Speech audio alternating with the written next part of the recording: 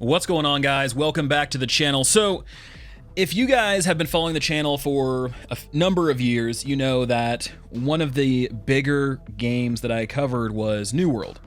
And when this game first came out, it was massive. It was a huge game. I really enjoyed it. It was a game that I spent a little over 1,000 hours in. It was a lot. Because to me, it kind of filled that sort of new age RuneScape type of play style. So when it first came out, it was really fun. There's a lot of stuff to do, but naturally, as with all MMOs, the end game was lacking. Now, they have since gone through, they've added raids, they've overhauled in-game dungeons with modifiers and mutators and things like that. So they've done some things to try to make the game a little bit more exciting once you reach level cap. But if you weren't somebody that was going to craft, if you weren't somebody that was going to really kind of embrace the economy or the war aspect of New World, then you really didn't have a ton to do, and I totally get that. So New World at the Summer Game Fest announced New World Aeternum, which is their new, I guess you could call it relaunch, reversioning of the game. And they've done quite a few things that have been really great for the game, I think. I think it's going to help make the game a little bit more approachable to all audiences and not just the MMO crowd. They're bringing it to consoles, which is going to unlock a whole nother type of audience. It's on both PlayStation, Xbox, and Steam. There is cross-play, so you can play with those console players if you're on a PC, and vice versa. So they're trying to sort of create this more action RPG-like version of New World. And honestly, the open beta has been going all weekend. I've sunk about 14 hours into it so far, and it's been a lot of fun. It's been a nice change of pace from the original launch of New World. And we're going to go through some of the key changes that I think is going to really help give the game some additional and stronger legs to stand on. So first, one right out of the gate, for all of the classic New World players out there, swimming is now a thing. So you can now go, you can swim to your heart's content, do all of that fun stuff. They did change the jump, so the jumping animation has already been getting some kind of the meme work over on Twitter or X or whatever the hell you want to call it these days, and people have been posting it, and it's been pretty good. But I think one of the bigger things that's going to help is archetypes. So I want to talk about those first. When you first go in and you create a new character, you're going to have the ability to choose from one of 7 archetypes. These archetypes are going to give you a starting set of weapons as well as 3 boosted trade skills. And this is where the real value for these archetypes comes into play. Because as you know, if you're somebody that's played New World, you can equip whatever weapons and whatever armor gear you want to. That's completely free form. It's whatever you want to do. So the starting weaponry doesn't really matter because you're going to end up replacing it by level 10. But the things that do matter are the trade skills. So the trade skills that come with each archetype will start at level 50, which is huge because some of these early on are going to be more valuable than others. So it depends on what you're trying to go for. If you want to get a jump on the economy, then there are certain trade skills you really want to look at. If you're somebody that wants to get a jump on more of the late towards end game things, then there's other ones that you want to take a look at. But these archetypes will give you a boost to 3 trade skills. So let's go through these archetypes really quickly. So the first one we have is Soldier. This one is going to be a sword and shield and a hatchet. The 3 trade skills are going to be weaponsmithing, mining, and smelting. So if you were somebody taking a look at this character, so you'd get a big boost to mining right at the beginning, which will allow you to mine beyond iron and become more of a valuable economic player in the short term. Second, we have the Destroyer. The Destroyer comes with boosts to armoring, skinning, and leatherworking. They start out with the Warhammer as well as the Great Axe. Next is the Ranger. This one comes with a bow and a spear, and its trade skills are engineering, logging, and woodworking.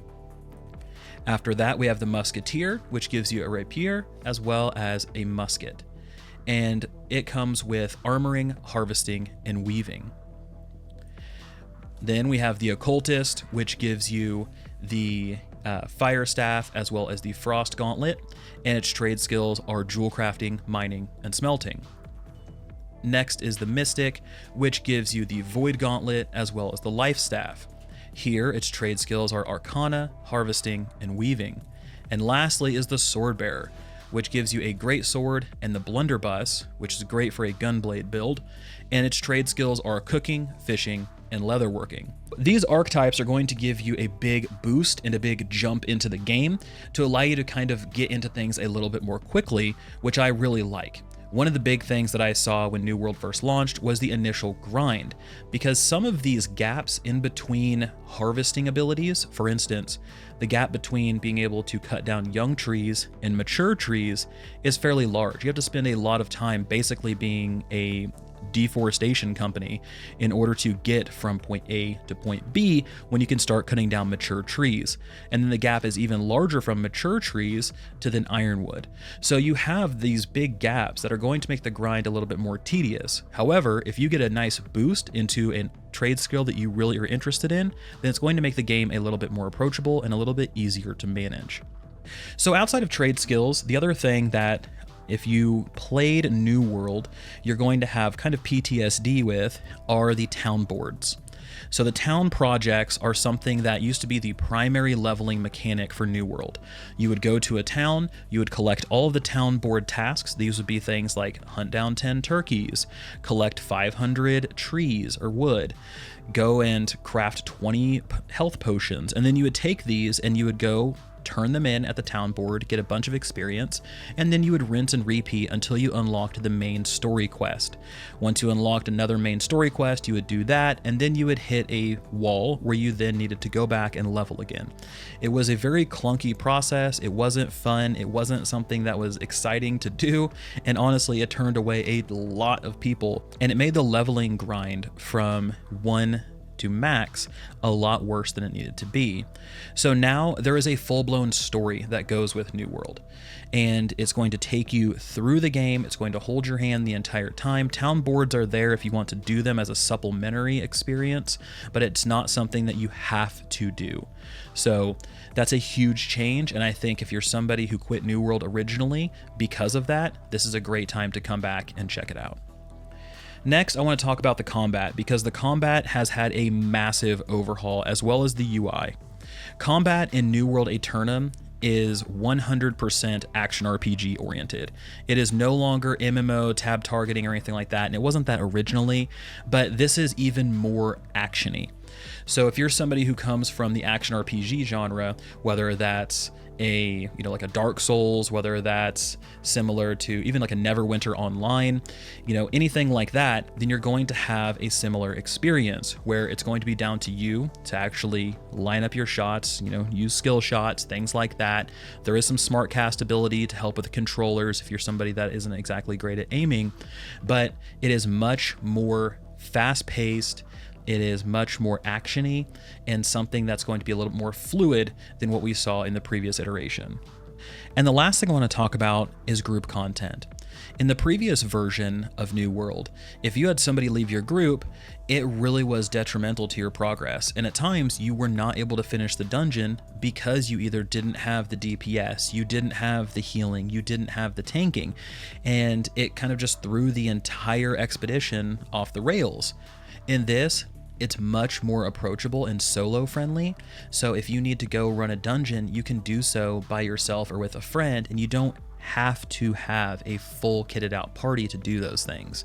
Now I'm guessing, because I haven't reached endgame in this, but I'm guessing endgame is going to be a little bit of a different story with all of the mutators and things like that are going to make it harder and place a higher emphasis on having an actual party to run through the dungeon. But even then, I'm not sure they're going to make it as difficult as they had in the original iteration. So guys, overall, my very short period of time with New World Aeternum has been great.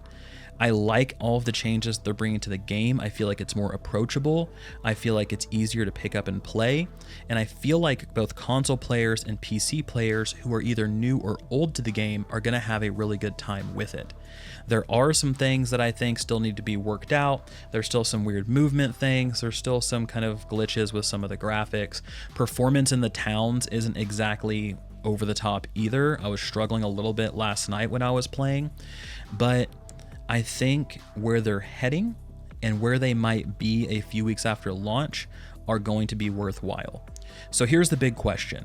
If you own New World, do you have to buy New World Aeternum? Based upon the website, if you've purchased New World and the Rise of Angry Earth DLC, you will receive this update for free. However, if you have not, then you will either need to buy the Elysian edition, which contains all of the DLC plus the base game, or you'll have to buy the base game and the Rise of Angry Earth DLC. So that's the way they're framing it. That's the way they're offering it. But if you logged in and played the open beta, let me know about your experience below. For me, I've always been a fan and had a soft spot for New World, so it's been exciting to see it kind of get a resurgence, and I'm glad they're not abandoning this IP because I feel like it's a good one. But I want to hear from you guys because sometimes my opinion isn't always the right one. Thank you guys so much for watching. This has been Vulkan, and I'll talk to you guys next time.